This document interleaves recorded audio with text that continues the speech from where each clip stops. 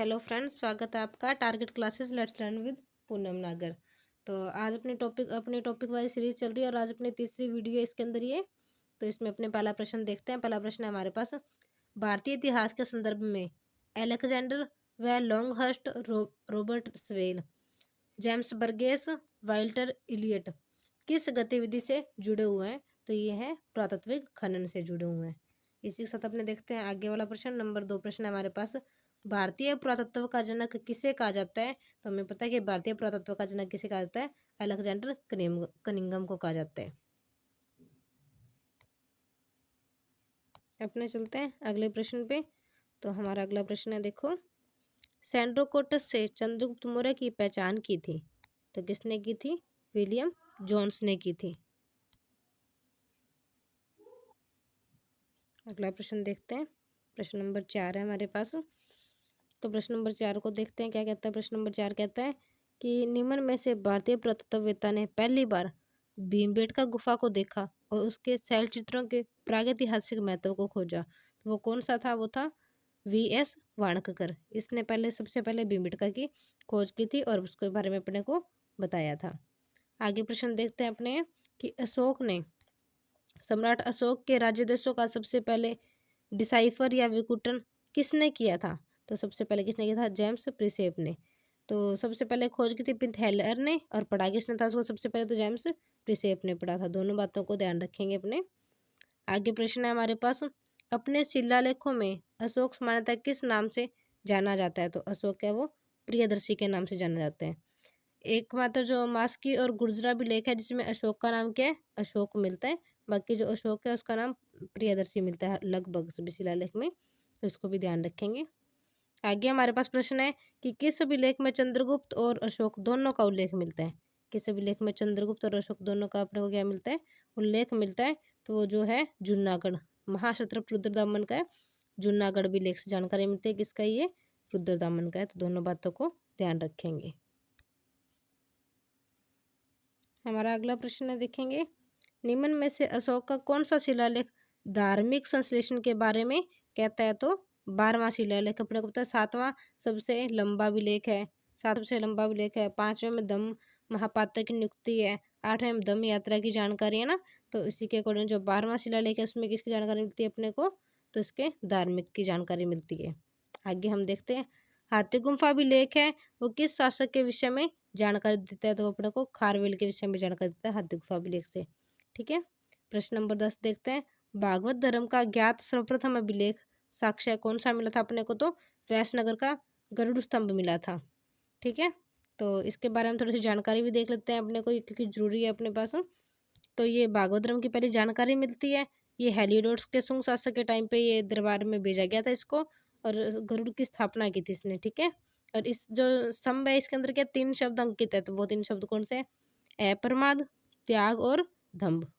धम्ब, अप्रमाद और त्याग, ये तीनों शब्द किसमें? गरुड़ स्तंभ अभिलेख में अपने को मिलते हैं। तो इसको ध्यान भी रखेंगे। आगे अपने देखते हैं प्रश्न नंबर 11। तो प्रश्न नंबर 11 अपने को क्या कहता है? प्रश्न नंबर 11 है कि युग्म पर विचार करना कि कौन सही सुमेलित है, ये पूछा गया अपने से। ठीक है। तो वैष्णगर, शैव गुफा, बाजा, बुद्ध गुफा और शीतनवासल और जैन गुफा। तो इसमें केवल 2 सही है। ठीक है, जो कि बुद्ध गुफा से है। आगे हम देखेंगे व्यासनगर अभिलेख का। व्यासनगर जो अभिलेख है वो हेरोडोटस ने लिखा है। वो कहाँ का निवासी था? तो वो तक्षशिला का निवासी था। इस बात को भी ध्यान रखेंगे। ओके। नेक्स्ट प्रश्न, अंकोरवाट मंदिर समूह कहाँ स्थित है? तो ये कंचुरिया के कंबोडिया में स्थित है। कंचुरिया कंबोडिया में स्थित है। ठीक है। प्रश्न नंबर 14 पे आते हैं, तो हमें चोलों के विषय में उनके पूर्ववर्ती राजवंशों की अपेक्षा अधिक जानकारी मिलती है। तो कहते हैं कि चोलों की अपेक्षा उनके पूर्ववर्ती राजवंश है उनकी हमें अधिक जानकारी मिलती है। और नंबर 2 है, चोल शासकों ने मंदिरों की दीवारों पर अभिलेख उत्पन्न करने का चलन किया था। उनकी विजयों का ऐतिहासिक विवरण दिए जाते हैं। तो बिल्कुल दोनों के दोनों आंसर हमारे सही हैं। ए और आर दोनों सही है। ठीक है। तो आगे प्रश्न देखते हैं अपने, निम्न में से कौन सा एक लकुलिस पाशपत निम्न में से कौन सा एक लकुलिस पाशपत संप्रदाय पर प्रकाश डालता है? तो अपने देखते हैं, हुविस्क की मुद्राएं, ठीक है, ये तो डालती है। चंद्रगुप्त द्वितीय का मथुरा अभिलेख, इससे भी अपने को पाशुपत संप्रदाय की जानकारी मिलती है। भवभूति का मालती माधव, इससे अपने को जानकारी नहीं मिलती है। फिर आप पाणिनि का अष्टाध्यायी, इससे भी जानकारी मिलती है। और बाणभट्ट की कादम्बरी, इससे भी अपने को किसकी, लकुलिस के पाशुपत संप्रदाय की जानकारी मिलती है। अपन देखते हैं नेक्स्ट प्रश्न। हमारे पास अगला प्रश्न है, प्रयाग प्रशस्ति किसके सैन्य अभियान के बारे में जानकारी देता है? तो अपने पता प्रयाग प्रशस्ति में समुद्रगुप्त की जानकारी मिलती है। आगे प्रश्न देखते हैं अपने, प्रश्न नंबर आ गया 17। तो 17 नंबर प्रश्न, समुद्रगुप्त की प्रयाग प्रशस्ति से कौशल के शासक का क्या नाम मिला है? तो इसका नाम मिला है अपने को महेंद्र। ठीक है, आगे देखते हैं। हमारे पास प्रश्न है, प्रश्न नंबर है 18। प्राचीन काल में गुप्त काल से संबंधित गुफा चित्रांकन की केवल 2 उदाहरण उपलब्ध है। इनमें से एक है अजंता की गुफा का चित्रांकन और दूसरा गुप्त काल के चित्रांकन का दूसरा अवशिष्ट उदाहरण उपलब्ध है। तो इसमें अपने को किस किस जानकारी करते हैं, बाघ गुफाएं। यानी गुप्त काल की अपने को 2 जानकारी मिलती है, एक तो अजंता की गुफा से और दूसरी बाघ गुफा से। तो दोनों को हम अपने ध्यान में रखेंगे, दोनों के दोनों प्रश्न बहुत जरूरी है। और आगे इसी के साथ चलते हैं अपने नेक्स्ट प्रश्न पे। तो हमारे पास नेक्स्ट प्रश्न है, ऋग्वेद में किन नदियों का उल्लेख अफगानिस्तान के साथ आर्यों के सूचक का संबंध है? तो ये है कुंभा व करमू का। ठीक है, तो इसको ध्यान रखेंगे। नेक्स्ट प्रश्न है, पुराणों के संदर्भ में निम्न कथनों में से कौन सा कथन सही है? पूछा पुराणों के संदर्भ में। तो अपने पहले देख लेते हैं, विष्णु पुराण में मौर्य की जानकारी मिलती है, बिल्कुल विष्णु पुराण से मौर्य की जानकारी मिलती है। और वायु पुराण से गुप्त की जानकारी मिलती है, बिल्कुल विष्णु पुराण से मौर्य की जानकारी मिलती है और वायु पुराण से गुप्त की जानकारी मिलती है। तो दोनों को ध्यान में रखेंगे।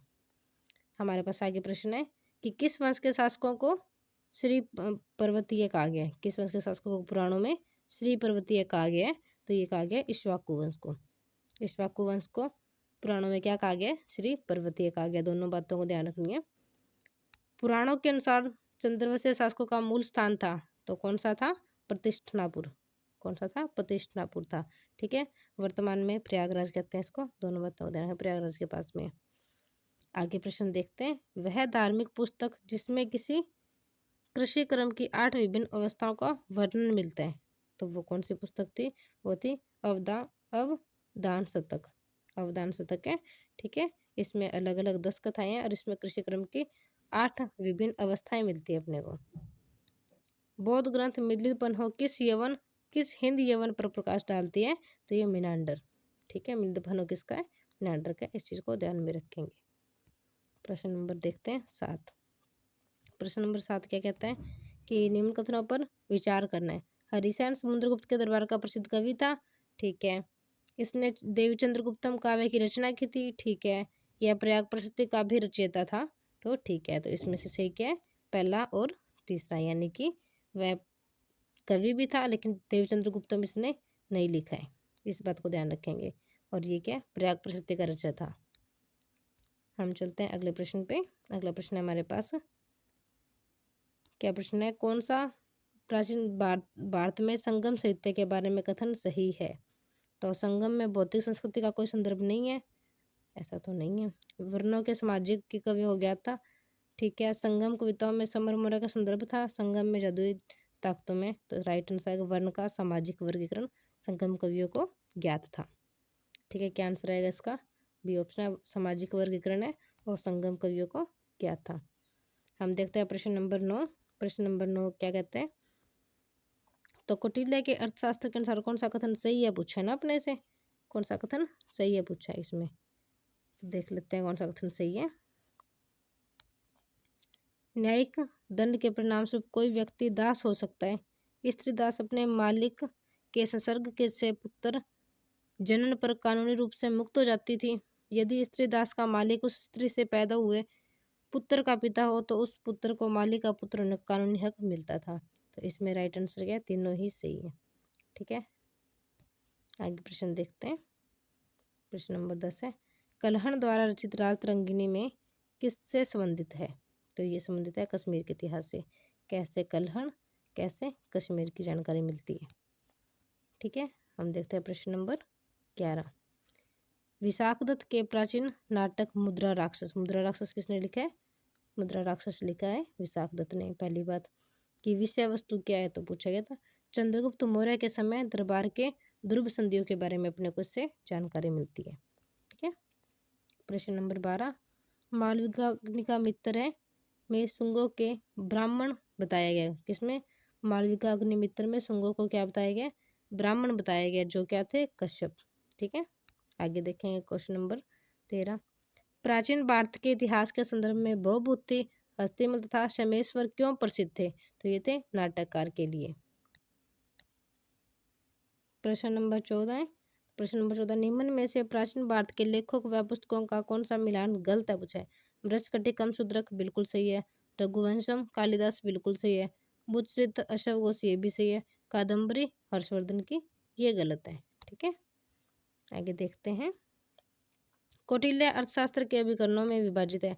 तो ये किसके अंदर 180 तो प्रकरण है, इसको ध्यान रखेंगे, जिसमें 15 के अभिकरण है। ठीक है। अपने से पूछे अभिकरण पूछे तो 15 और प्रकरण पूछे तो 180 है। ठीक है। आगे देखते हैं। शूद्रक द्वारा लिखी हुई प्राचीन पुस्तक है मृच्छकटिकम का विषय था तो एक धनी व्यापारी और एक गणिका की पुत्री की प्रेम कथा। इस बात को भी अपने ध्यान में रखेंगे। तो ये अपना लास्ट प्रश्न था। अगली वीडियो में अपने आएंगे। इसमें जाना पड़ेगा हमको।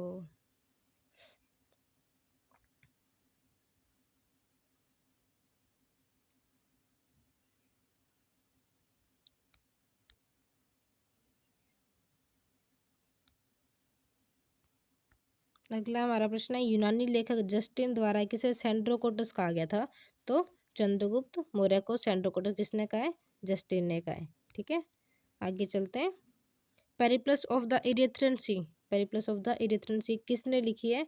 तो ये अज्ञात शासक ने लिखी है। इसके बारे में अपने को कोई जानकारी नहीं है। आगे अपने चलते हैं। अपने पास प्रश्न है, निम्न में से किसने सेंड्रोकोटस और चंद्रगुप्त और सिकंदर की भेंट का उल्लेख किया? यानी सेंड्रोकोटस और सिकंदर की जानकारी मिलती है अपने को, वो तो है जस्टिन। ठीक है। चंद्रगुप्त को जस्टिन भी जस्टिन चंद्रगुप्त को सेंड्रोकोटस नाम भी दिया था। तो अगला हमारे पास प्रश्न है, प्रश्न देखते हैं। भारत की यात्रा करने वाले चीनी यात्री युवांग चांग यानी हवेन सांग का ही नाम है युवान चांग ने तत्कालीन भारत की सामान्य दशाओं को वर्णन किया है। तो उसमें देखते हैं कौन सा सही है। सड़क और नदी मार्ग में लूटमार से पूरी तरह सुरक्षित थे। यहाँ अपराधों के लिए दंड का प्रश्न था और निर्दोष को दोष के निर्णय के साधन थे। व्यापारियों को नौ घाटों और नावों पर शुल्क देना पड़ता था। तो राइट आंसर इसमें 2 और 3, यानी अपराधों के लिए दंड था और यहाँ पे क्या नावों के लिए भी शुल्क देना पड़ता था। आगे प्रश्न है, चीनी यात्री सुंग्युन ने भारत की यात्रा कब की थी? तो 515 से 520 ईस्वी के मध्य इसने यात्रा की थी। ये हमारा लास्ट प्रश्न था। Thank you.